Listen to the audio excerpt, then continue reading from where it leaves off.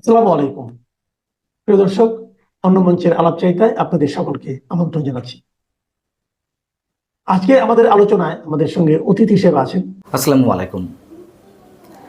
প্রিয় দর্শক, নিশ্চয়ই আপনাদের মনে আছে কদিন আগে বাংলাদেশে নিযুক্ত মার্কিন ভারপ্রাপ্ত রাষ্ট্রদূত ট্রাসি জ্যাকবসন তিনি আমাদের প্রধান বিচারপতি সৈয়দ রিফাত আহমেদ সাহেবের বাসভবনে সৌজন্য সাক্ষাৎ করলেন এবং সেই সাক্ষাৎ বা বৈঠকটি নিয়ে অনেক ধরনের গুঞ্জন চলছে। কি কথা হয়েছে তাদের মধ্যে, এবং আমি নিজেও প্রশ্ন তুলেছিলাম যে সব ধরনের প্রথা ভেঙে কেন প্রধান বিচারপতির বাসভবনে এই ধরনের সৌজন্য সাক্ষাৎ বা বৈঠকটি হলো, কেন তার চেম্বারে নয়। যাই হোক, সেটি নিয়ে নানান ধরনের গুঞ্জন রয়েছে। এই কথাটি এই কারণেই মনে করিয়ে দিলাম যে আগামী 26শে আগস্ট মঙ্গলবার প্রধান বিচারপতি নেতৃত্বাধীন আপিল বিভাগে খুবই গুরুত্বপূর্ণ একটি রায় হওয়ার সম্ভাবনা রয়েছে, যে রায়ের মধ্য দিয়ে বাংলাদেশের বর্তমান রাজনীতির আকাশে যে ঘনঘটা চলছে, কিংবা ডক্টর মোহাম্মদ ইউনূস সরকারকে নিয়ে যে নানান ধরনের বিতর্ক বা নানান ধরনের সন্দেহ যেগুলো রয়েছে, সব হিসেব নিকেশ পাল্টে যেতে পারে যদি কিনা 26শে আগস্ট যে রিভিউ আবেদনের শুনানি রয়েছে সেটির রায় আসে, অথবা খুব দ্রুত এই রায়টি দিয়ে দেয়। কি রয়েছে 26শে আগস্ট, কোন রিভিউ আবেদনের শুনানি? সেটি হচ্ছে সংবিধানের ত্রয়োদশ সংশোধনী বাতিলের রায়ের রিভিউ আবেদনের শুনানি। আমরা জানি যে বিএনপির পক্ষ থেকে মির্জা ফখরুল ইসলাম আলমগীর, তিনি সহ জামাত এবং আরও একটি পক্ষ থেকে, মোট 3 পক্ষ থেকে এই সংশোধনীর রায় বাতিলের রিভিউ আবেদনের শুনানি রিভিউ আবেদন করা হয়েছিল এবং তার শুনানির ডেট রয়েছে 26শে আগস্ট। এখন পঞ্চদশ সংশোধনীর মাধ্যমে তো তত্ত্বাবধায়ক সরকার ব্যবস্থা আবার পুনরায় ফিরে আসার পথ সুগম হয়েছে, পুরোপুরিটা ফিরে এসেছে এমনটি বলা যাবে না। তখন বাধা হয়ে দাঁড়িয়েছে এই রিভিউ আবেদনের বিষয়টি। যদি সেটা অ্যাকসেপ্ট হয়, রায় পক্ষে আসে, তাহলে আর কোনো সমস্যা থাকবে না। এ বিষয়ে কথা বলতে গেলে আমাদের একটু বোঝা দরকার যে তত্ত্বাবধায়ক সরকার ব্যবস্থা বাতিল হয়েছিল কোন কোনভাবে। 2ভাবে বাতিল হয়েছিল। একটি হচ্ছে সাবেক প্রধান বিচারপতি খায়রুল হকের নেতৃত্বাধীন যে আপিল বিভাগ ত্রয়োদশ সংশোধনী বাতিল করেছিল, যেই সংশোধনীতে তত্ত্বাবধায়ক সরকার ব্যবস্থা স্থাপিত হয়েছিল সংবিধানের সংসদের মাধ্যমে। তো আদালতের মাধ্যমে একবার বাতিল হলো, আবার বাতিল হলো খুব শক্তভাবে সেই রায়ের আলোকে সংবিধানের পঞ্চদশ সংশোধনীর মাধ্যমে সংসদের দ্বারা। এখন সংসদের দ্বারা যেটি সংশোধনী হয়েছিল সেটি এরই মধ্যে বাতিল হয়ে গেছে, অর্থাৎ তত্ত্বাবধায়ক সরকার ব্যবস্থা খানিকটা ফিরে এসেছে। আর বাধা হয়েছিল এই ত্রয়োদশ সংশোধনী বাতিলের রায়ের যে রিভিউ আবেদন তার শুনানির বিষয়টি, সেটি 26শে আগস্ট হওয়ার কথা। সেটি যদি হয়ে যায়, আগে তো মন্তব্যই করলাম যে তাহলে আর কোনো সমস্যা থাকে না। এখন তত্ত্বাবধায়ক সরকার ব্যবস্থা ফিরবে কীভাবে? বিশেষজ্ঞরা বলছেন যে এটি অটোমেটিক্যালি সংবিধানে ফিরে আসবে। আবার দ্বিমতও রয়েছে যে না, এটি সরকার কর্তৃক মানে নির্বাচিত সরকার কর্তৃক এটি সংসদে আলোচনার মাধ্যমে এই বিষয়টি আসবে।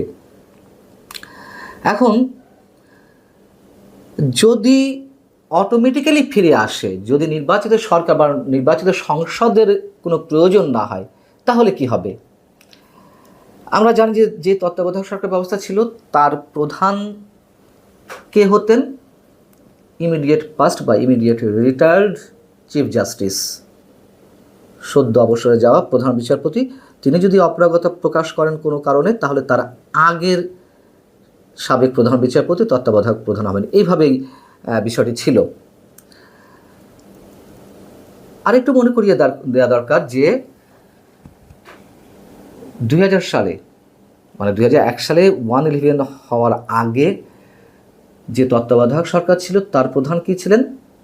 তৎকালীন রাষ্ট্রপতি ইয়াজউদ্দিন। কেন তিনি ছিলেন? এই কারণে যে যখন ওই সময়ের সদ্য সাবেক প্রধান বিচারপতি কে এম হাসানকে বা যিনি রিটায়ার্ড করতে যাচ্ছেন, তখন কে এম হাসানের বয়স, কে এম হাসান তো না, এটা মানে প্রধান বিচারপতিদের বয়স 65 থেকে 67 করা হবে কি না, করলে কে এম হাসান প্রধান বিচারপতি হতে পারবেন তিনি রিটায়ারমেন্টে যাওয়ার পরে, এরকম একটি বিষয় চলছিল। তখন আওয়ামী লীগ তুমুল আন্দোলন গড়ে তুলল।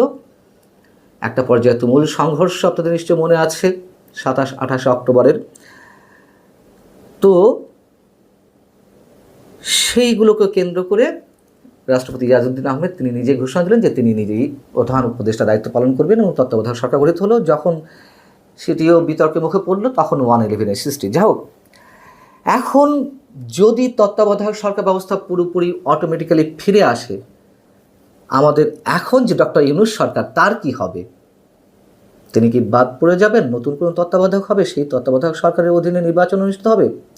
এক্ষেত্রে এই মুহূর্তে যিনি অ্যাটর্নি জেনারেলের দায়িত্ব পালন করছেন মোহাম্মদ আসাদুজ্জামান, তিনি বলছেন যে না, বর্তমান সরকারই অর্থাৎ ডক্টর ইউনূস সরকারই তত্ত্বাবধায়ক সরকারের ভূমিকা পালন করবে।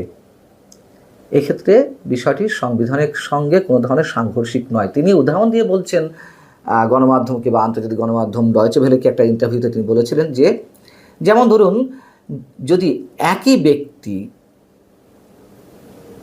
যদি সিভিল মামলা করেন স্থানীয় কোনো আদালতে, তাহলে সেটিকে বলা হয় জেলা জজ, আর যদি তিনি ক্রিমিনাল মামলা করেন তাহলে সেই আদালতই হয়ে যায় দায়রা জজ।